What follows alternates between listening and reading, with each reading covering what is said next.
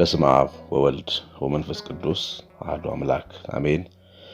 በክርስቶስ በሰማያዊ ስፍራ በመንፈሳዊ በረከት የባረካችሁ እግዚአብሔር በንጹህ ደሙ በክርስቶስ በንጹህ ደሙ ሰማያዊ ቤት ሰራላችሁ። ግድግዳው፣ ወለሉ፣ ጣሪያው ጽድቅ ይሆንላችሁ። ሳይገባችሁ ሰማይ ከፍቶ በተስፋው ያስገባችሁ መድኃኔዓለም ኢየሱስ ክርስቶስ ይወደዳችሁላችሁ። እንደምን ቆያችሁ? ቸርነቱ ማያልቅ ምሕረቱ ብዙ የሆነ የአባቶቻችን አምላክ እግዚአብሔር አብ በጌታችን በኢየሱስ ክርስቶስም የተመሰገነ ይሁን። እንግዲህ የክፍል 9 ትምህርታችንን ዛሬ እንቀጥላለን። የሚቀጥለውን ክፍለ ንባብ ከቁጥር ሉቃስ ወንጌል ምዕራፍ 3 ከቁጥር 10 ጀምሮ እስከ 17 ያለውን አንድ ሰው እንዲያነብ ፈቃደኛ የሆነ ሰው ያሳውቀኝና እንዲያነብ ይሆናል። አሁን ግን ባለፈው እህታችን ካነበበችበት ቀጥለን ያለውን ክፍል እንማራለን። ጸጋው ይደግፈን፣ ምሕረቱ አይለየን። ቁጥር 7 ላይ ነበርን የቆምነው። ባለፈው ስለ ዮሐንስ መጥምቅ ስብከት ተምረናል። የልባችን መንገድ ለሱ እንዴት እንደሚዘጋጅ በክፍል 8 ትምህርት። ስለዚህም ከእርሱ ሊጠመቁ ለመጡት ሕዝብ እንዲህ ይላቸው ነበር፣ እናንተ የእፉኝት ልጆች ከሚመጣባችሁ ቁጣ እንድትሸሹ ማን አመለከታችሁ? እንግዲህ ለንስሐ የሚገባ ፍሬ እንድታደርጉ በልባችሁም አብርሃም አባት አለን ማለትን አትጀምሩ። የዮሐንስ ትምህርት መንፈሳዊ ልክ መንገድ ማለት ነው። ዮሐንስ እንዳያችሁት እንደሰማችሁት እያደገው የኖረው በበረሃ ነው። የሰው እጅ ያልነካው የሰው እጅ ያልረዳው ፍጹም የእግዚአብሔር እጅ የሰራው ሰባኪ ነው። የሰው ፊትም አይቶ የሚያደላ ሰባኪ አይደለም። መንፈሳዊ ሰው ነው። መንፈስ ቅዱስ ከእናቱ ማፀን ጀምሮ ያደረበት ሰው ነው። ስለዚህ የሚናገር የነበረው የሰውን ውስጡን እንጂ ውጩን አይደለም። አንዳንድ ሰው ውጩን እያየ ሲናገር እናንተ ብሩካን፣ እናንተ ቅዱሳን፣ እናንተ እንከን አልባዎች፣ እናንተ ምጽዋት ሰጪዎች፣ ደጎች እያለ ውስጣቸው የተበላሹ ምዕመናንን በውጫቸው እያመሰገነ ገደል ሊከታቸው ይችላል። ዮሐንስ ግን ከልብ ነበረ የሚናገረው፣ ከውስጥ ነው። እግዚአብሔር ሁል ጊዜ ሰውን የሚጀምረው ከውስጥ ነው፣ የሚሰራውም የሚገመግመውም። አሁን ዮሐንስ እነዛን መንፈሳዊ የመሰሉ ሰዎች ውስጣቸውን ነው የነገራቸው። ሊጠመቁ ወደ እርሱ መጡ፣ ወደ ምድረ በዳ ትምህርቱን ሰምተው ንስሐ እንገባለን ብለው። ግን የሚጠመቁ ሁሉ የሚጠመቁ አልነበሩም። የሚሰበሰበው መጠመቂያ ቦታ ሁሉ የሚጠመቁ አልነበሩም። ልባቸው ገና ነበረ እና የእፉኝት ልጆች በጫካ ውስጥ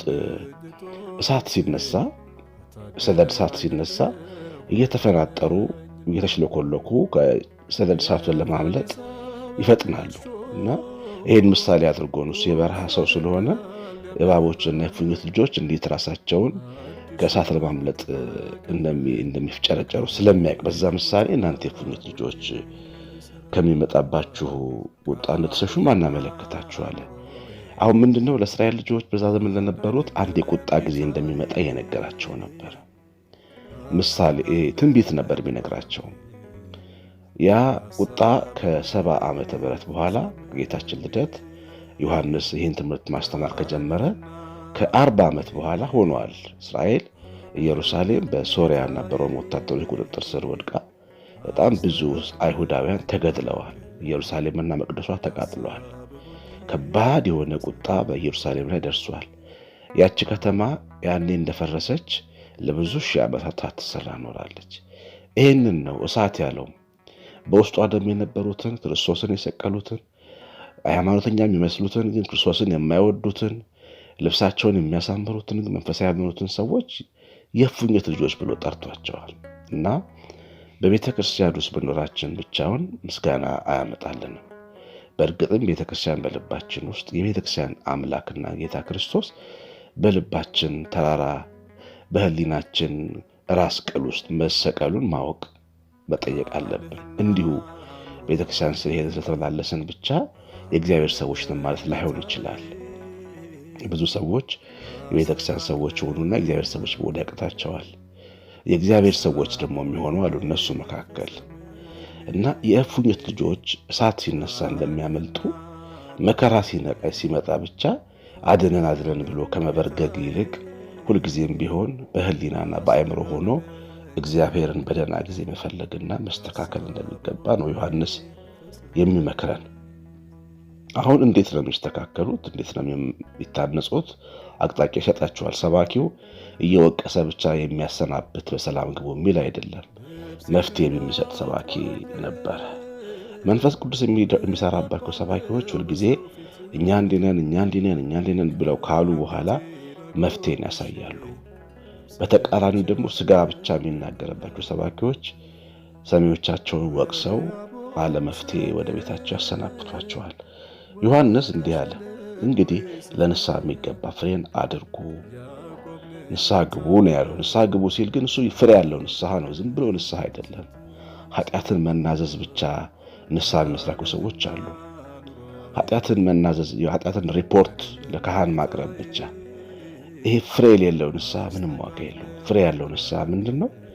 ተግባራዊ ለውጥ እንዲኖር በልብ መወሰን፣ መንፈስ ቅዱስ እንዲሰራ መጸለይ፣ ደግሞ ማካፈል፣ መስጠት፣ የበደሉትን መካስ፣ ደግሞ የኃጢአት ሁሉ እድፍ በጌታችን ስጋና ደም ስለሚታጠብ አምኖ ሄዶ ኃጢአቴን ታጥበኛለህ ብሎ ስጋውን መብላት፣ ደሙን መጠጣት፣ ጌታ ኢየሱስ ክርስቶስ የኃጢአታችን ስርየት እንደሆነ ከልብ ማመን፣ ከእሱ ጋርም ለመኖር መንቀሳቀስን ይፈልጋል ንስሐ። አንዳንድ ሰዎች ንስሐ ሸክም ስለሆነ ኃጢአት ሸክም ስለሆነ ንስሐቸውን ሸክማቸውን ለካህን አራግፈው እፎይ ብለው እልም ብለው ይጠፋሉ። ፍሬ የላቸውም። እንደዚህ አይነት ነገር እንዳይኖራቸው መከራቸው። በልባችሁም አብርሃም አባት አለን ትላላችሁ። ስለዚህም ከእነዚህ ድንጋዮች ለአብርሃም ልጆችን ሊያዘጋጅለት እግዚአብሔር እንዲችል አይታችኋል ወይም እላችኋለሁ። አሁንስ ምሳር ደግሞ በዛፎች ስር ተቀምጣለች። ከእንግዲህ መልካም ፍሬ የማያደርግ ዛፍ ሁሉ ይቆረጣል፣ ወደ እሳትም ይጣላል። በጣም ከባድ እና ቁርጥ ያለ ንግግር ነው የሚነግረን ሰባኪው ዮሐንስ። የአብርሃም ልጆች ነን ብለው የሚመኩ ነበሩ። መመካታቸው መንፈሳዊ ፍሬ እንዳያፈሩ እንቅፋት ሆኖባቸዋል። ታሪክ ያለን እኛ ኢትዮጵያውያን፣ ቅዱሳንን የምንወድ እኛ ኢትዮጵያውያን፣ እምየ ማርያም የምንወድ እኛ ኢትዮጵያውያን፣ እግዚአብሔር የምንወድ እኛ ኢትዮጵያውያን እኛም እንዲሁ ነን። ምንመካነን በአብዛኞቻችን ለንስሐ የሚገባ ፍሬ ከማፍራት ይልቅ እሱ አለ ብለን እንተዋለን። እምየ ማርያም አለችልኝ ብለን እንተዋለን። ቅዱሳን አሉልኝ ምዘክራቸው ማስባቸው አሉልኝ ብለን እኛ በንስሐ ፍሬ ሳንገለጥ ቅዱሳን የኃጢአን አገልጋይ ይመስሉ ጌታችን ክርስቶስ የኃጢአት አገልጋይ ይመስል በጸጋው ድኛለሁ ብለው ያለ ንስሐ ፍሬ የሚቀመጡ ብዙ የሚመኩ ኢትዮጵያውያን አለን። የታሪካችን ርዝመት፣ የሃይማኖታችን ታሪክ ትልቅነትና ግዝፈት እንዲሁ የሚያስመካን በመመካት ብቻ የምንኖር ታሪካችን ብርታታችንን የሸፈነብን ሰዎች መጠንቀቅ ይገባናል። አባቶቻችን ታሪክ ሰርተዋል፣ ቅዱሳን ከበውናል፣ ጌታችን አድኖናል። ግን ሁልጊዜም ቢሆን ለንስሐ የሚገባውን ፍሬ ግን ከእኛ እግዚአብሔር እንደሚጠብቅ ዮሐንስ ቁርጥ ያለ ነገር ነው የሚነግረን። አያችሁ፣ ዛፍ ፍሬ ካልተገኘበት አጠገቡ ገበሬው ቆሞ ይጠብቃል። ንስሐ ማለት መጥረቢያ ማለት ነው። ዛፉን የሚቆርጥበት መጥረቢያ፣ ፍሬ የማይገኝበትን ይገዝረዋል፣ እየቆረጠ ወደ እሳት ይጥለዋል። ልክ ነው። ይሄ እንደዚህ ነው የሚደረግ። ገበሬው ሲተጋ ዛፎቹን እየመረመረ ፍሬ የሌላቸውን እየቆረጠ ለማገዶ ነው የሚያደርጋቸው። እግዚአብሔርም እንዲህ ያደርጋል። ፍሬ ያለው ኑሩ ነው የሚለን። ሰው በራሱ ፍሬ እንደማያፈራ ታውቃላችሁ። ዛፍ እንኳን በራሱ ፍሬ አያፈራም። ፍሬ እግዚአብሔር ስጦታ ነው። ግን ዛፍ በፍሬ ለመገኘት መተከልና መመገብ አለበት።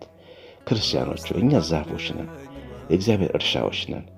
በእኛ ውስጥ እግዚአብሔር ፍሬ ሊያፈራ ይችላል። ግን ያንን ፍሬ እንዲያፈራ ግን ቃሉን መስማት፣ በጸጋው ተራራ ላይ በጸጋው ዙፋን ፊት መተከል፣ ሁልጊዜ በእግዚአብሔር የጸጋ ማመን፣ በኢየሱስ ክርስቶስ እና በመንፈስ ቅዱስ አጋዥነት መተማመን፣ በውስጣችን ፍሬ እንዲያፈራ ሁልጊዜ ተንበረከን መጸለይ፣ እኛ የሞትን እንደሆንን ግን ከሞተ ነገር እግዚአብሔር ሕይወት እንደሚያወጣ እያመንን እግዚአብሔር በእኛ ላይ እንዲሠራ መለመን፣ ደግሞ የህሊና ወቀሳችንን እያዳመጥን የህሊናችንን ድምፅ እየሰማን ከክፉ አሰራር መጠበቅ እንደሚገባን የሚያሳይ የመጽሐፍ ቅዱስ ክፍል ነው አሁን እዚህ ጋር የምንማር ያለ ነውና ዮሐንስ ቁርጥ ያለውን ነገር ነው የነገረን። መመካት ብቻ የአብርሃም አባት አለን ብቻ ማለት እምዬ ማርያም እናት አለችኝ፣ ገብርኤል አባት አለኝ፣ መድኃኔዓለም ታቦቴ መድኃኒቴ አባቴ አለ እያሉ ብቻ ያለ ፍሬ መቀመጥ ከመቆረጥ እንደማያተርፍ የሚያስተምር ክፍል ነው። ሕዝቡም እንግዲህ ምን እናድርግ አለው። መልሶም 2 ልብስ ያለው ለሌላው ያካፍል፣ ምግብም ያለው እንዲሁ ያደርግ ይል ነበር። አሁን ፍሬው ምንድነው? ይዘረዝራል። በጣም ቆንጆ ሰባኪ ነው። ልክንና በደንብ መፍትሄን አብራርቶ የሚያስተምር። ምን እናርግ? እንዴት ነው ፍሬ የምትለን? የትኛውን ፍሬ እናፍራ ሲሉት 2 ያላችሁ 1 ስጡ፣ ቁም ሳጥናችሁ ውስጥ የሰበሰባችሁትን የቆለላችሁትን ልብስ አውጡና ለድሃ ስጡ፣ አገር ቤት ላኩት፣ ድሃ ይልበሰው። ኢትዮጵያም ያላችሁ ሂዱት፣ ድሃ ቤት ላኩት፣ ጫማችሁንም ድሃ ይልበሰው። ቢያንስ የጠበባችሁንም የሰፋችሁን እንኳን ስጡ ማለት ነው። ዮሐንስ ግን 2 ያለው አንዱን ይዝ፣ ትክክለኛ መንፈስ ቅዱስ ልብ ያለው ይሄን ያርግ። ምግብም እንደዚሁ 2 ካላችሁ 1 ስጡ በማለት የፍቅርን ስራ በመስራት ሰዎች በፍሬ እንዲገለጡ አመለከተ። ቀራጮችም ደግሞ ሊጠመቁ መጥተው መምህር ሆይ ምን እናድርግ አሉት። ከታዛችሁት አብልጣችሁ አትውሰዱ አላቸው። ቀራጮች ገንዘብ ሰብሳቢዎች ናቸው። ግብር ሰብሳቢዎች ያው መንግስት ሰብስቡ ከሚላቸው ተረፍ እያረጉ የተወሰቡ የሚቀሙና የሚወስዱ ናቸውና በልክ ስሩ ነው። ነጋዴዎች በልክ ስሩ፣ የበለጠ ብዙ ትርፍ ከድሃ ላይ አትውሰዱ። እንደዛ እንደማለት የምትነግዱም ሰዎች ይህንን መስማት አለባችሁ። የእግዚአብሔርን ሕዝብ ቀምታችሁ እንዳትበድሉት። እንደዚሁም ደግሞ ጭፍሮችም ደግሞ እኛ ደግሞ ምን እናደርግ አሉት። እርሱም በማንም ግፍ አትስሩ፣ በማንም ላይ በሐሰት አትክሰሱ፣ ደሞዛችሁ ይብቃችሁ አላቸው። ጭፍሮች የሮም ወታደሮችን የሚያግዙ ሻለቃዎች፣ የሰፈር ሚሊሻዎች ናቸው። እነዚህ ሰዎች ደግሞ ያው በሐሰት ይመሰክራሉ። ሕጉን እናጸናለን ብለው የሚፈልጉትን ሰው ከሰው ያሳስራሉ፣ ያስፈርዳሉ። ከእነሱ ደግሞ ጉቦ ይቀበላሉ። አያችሁ፣ ግፍ ይሰራሉ። ግፍ አትስሩ፣ ጉቦ አትቀበሉ፣ ደግሞም በሐሰት አትክሰሱ። ይሄ ነው ፍሬ ማለት። ዳኞች፣ የፍርድ ቤት ባለሙያዎች፣ የሥራ ኃላፊዎች ይህን ድምፅ የምትሰሙ በሰው ላይ ግፍ እንዳሰሩ። በሰው ላይ ግፍ መስራት ትውልድና ትውልድን ነው የሚያጠፋው። ለልጆቻችሁ ዘመን ክፉ ነው የምታቆዩት። በእግዚአብሔር ሰዎች ላይ፣ በቤተ ክርስቲያን ሰዎች ላይ፣ በዓለም ሰዎች ላይ ግፍ አትስሩ። ሰው ላይ አትድረሱ። የሰው ገንዘብ እየተቀበላችሁ አትፍረዱ። እውነትን ፍረዱ፣ ጽድቅን ፍረዱ። ባለስልጣኖች እግዚአብሔርን እያስባችሁ ፍረዱ። ዮሐንስ ይህን ነው የሚነግረን። በሐሰት አትክሰሱ። ስሜታችሁ፣ ንዴታችሁ ግድ ቢላችሁም በሐሰትና በቁጣ ግን በሰው ላይ አትነሱ፣ አትፍረዱ፣ አትክሰሱ ነው የሚለን። ሕዝቡ ሲጠብቁ ሳሉ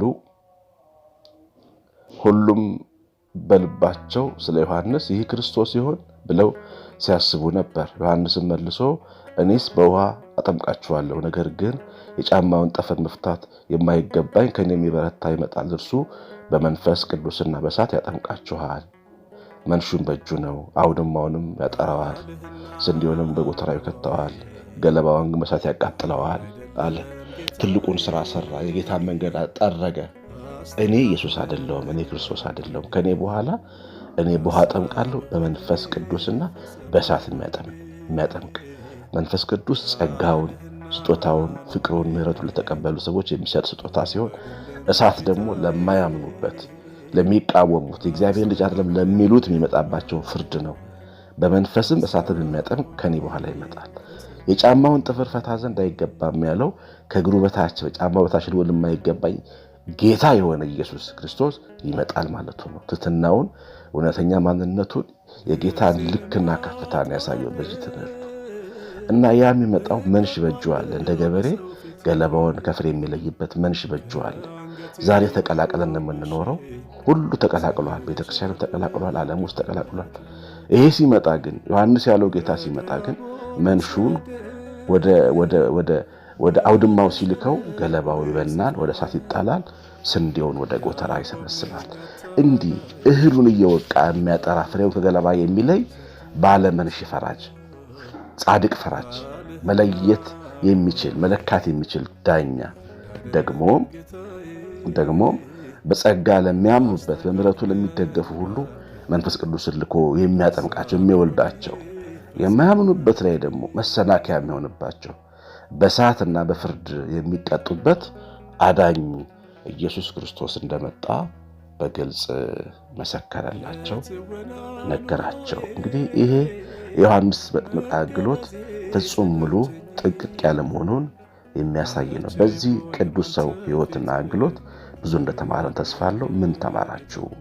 ምን ተረዳችሁ? ሐሳባችሁን አስቀምጡ። እግዚአብሔር ቸርነት፣ የእመቤታችን ፍቅር፣ የዮሐንስ መጥምቅ በረከት በሁላችን ላይ ይሁን። ተባረኩ። ቀሲስ አሸናፊ ገብረ ማርያም ነኝ።